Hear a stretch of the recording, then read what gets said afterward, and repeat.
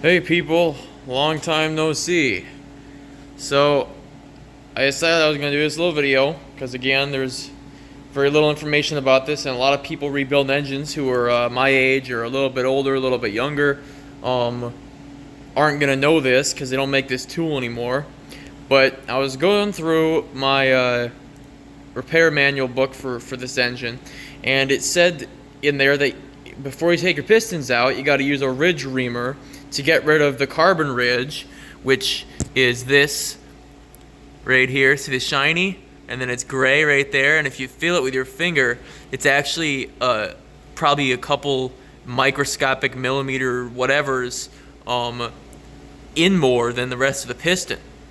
And I would have never guessed to do this before I read this book, because I've taken apart a couple engines before and I never was told to do this.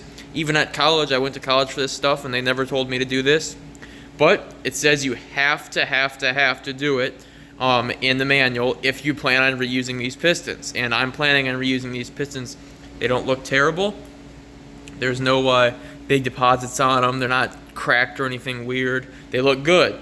And the cylinder walls also look good. I mean, they're a little dirty, but other than that, they're not like scored or anything like that. There's no big gashes in them, and all the compression ratings for this engine were good. So I see no reason why to bore it and use bigger pistons. So that's where this contraption comes in. Now this is called a ridge reamer, and what it does is it takes off this ridge, this cylinder ridge here at the top, so when you remove your piston, it'll come out flush with it and you won't have to jiggle it around or jimmy it, because if you have to do that stuff, you're going to damage the cylinder wall and you're going to damage the piston. Also, if you have to do that stuff, something's not right, because it should just fall right out essentially if the engine was turned upside down. So I've already done this ridge right here, and as you can see, it does leave marks on the cylinder wall, these two marks here from the blade dragging, but if you feel it with your finger, it's not it's just visible basically. It's not it doesn't actually leave the mark. And I'm sure once I clean this off real good, put it through the parts washer and send it in to get the head surface redone so that it's nice and smooth again, I'm sure they'll do something about this as well when they re-cross hatch the cylinders. But that's what that looks like when there's no ridge on it. And if you run your finger across here, it's smooth, except for this line right here. You can't really get rid of that line. That's where the machine part of the cylinder ends and where the cast part begins right here, so you can't really get rid of that line. But if you feel it, it's smooth, there's no ridge there, and that piston is ready to pull. So I'm going to show you in a condensed fashion. I'm not going to do the full explanation here, but I'm going to show you how you're supposed to use this thing. Yeah, let's get to it. So this, they don't make this anymore. You go to any tool stores, they don't have them. They have to special order them from like China or something, and they're like $400. It's ridiculous. I tried to get mine at AutoZone, and they said that they had to order it from North Korea or South Korea or something like that, and it would be there in 4 weeks, and it was $339. And I thought, well, what the heck? So I went online on eBay and found this Snap-on one for $44. It still works. It was a little jammed up, so I had to spray it off with some WD-40, but it works like it should, clearly.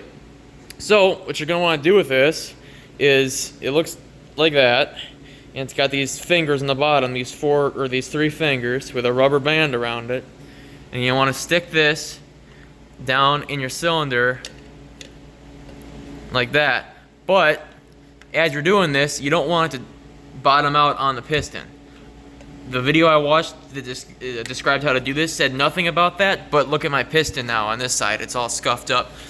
Again, it's just, I can't actually feel that with my finger. It seems to just be cosmetic, but I don't want to take that risk. So hopefully when this piston gets cleaned off, I'm thinking what might have happened is just the carbon buildup on the top of the piston got scraped off, which is no big deal because it's going to get cleaned off in the parts washer anyway, but I don't like the way that looks. So what I'm going to try and do here, off camera obviously because I need 2 hands for it, is slightly pick this up in here so that it does not rest on the piston. But before I do that, I want to show you how how this thing works. So when you're putting it down right now, okay, for starters, there's a dial right here. There's 1, 2, and 3, and this is a, what the fuck, 3/8 wrench or 3-inch little nut, and you want, when it's on 1, that's removal. That's like limp mode. This thing is not doing anything. When it's on 2, that makes it so that the blade is in like standby mode. I guess you could call it. It's a weird way of explaining it, but see this blade right here? See how it just flips around willy-nilly like that? That's because it's on setting 1.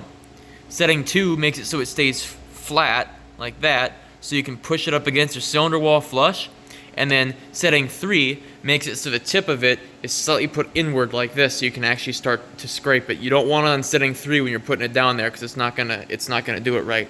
So you want it to be on setting 2 when you're setting it up. So I'm gonna do that here in a second. But before I get to that, this right here is the main shaft. This, you tighten this, and it tightens, or it pushes out these 3 fingers around the outsides of it here, and that's what holds it in place in the cylinder. You don't want it to go super tight, because then you'll end up marking up your cylinder walls. You don't want to do that. You just want to get it tight enough that this whole apparatus doesn't spin on you when you move this outer nut. Now, this outer nut is what controls just the head. See this? This part moves, and the outer part stays in place. Now, when I got this thing out of the box, it didn't do that. It was all seized up, which is why it's all wet with WD-40. But as you can see, it's moving free now. So you want to stick 13/16 wrench, or ratchet I guess, on the outside of this, and when you tighten it, it's got left-hand threads on it. So instead of this cylinder moving downwards, it comes back when you tighten it. So it's technically loosening. But you stick your ratchet or wrench on this and tighten it, and this platform here will lift up, and you make sure that your dial is on setting 3. And it will come up and it will start to cut into the edge of the cylinder and take off this carbon ridge here. And then you can pull your piston out without damaging it or damaging the cylinder. Now I'm going to do this off camera, so I'm going to end this video. But that's just the basic gist of how this works. This video so far is running almost 8 minutes, and the video on YouTube that shows you how to do this is 27 minutes. So there you go. You just learned that, in that amount of time. So I'm going to do this for this cylinder, all of them, and then pull the pistons out, so that way I won't have to damage any of my components, and I'll be able to reuse everything without getting everything machined and bored and all that nonsense. So that's how you do it, or that's what it is, I suppose. That's how it works.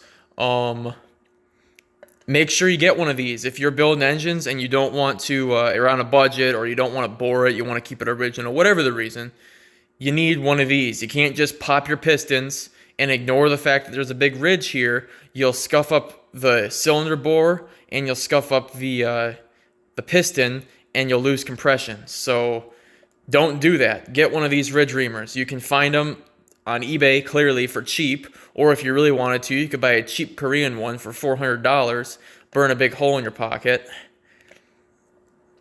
And yeah, so enough about that. With all that being said, good luck with yours.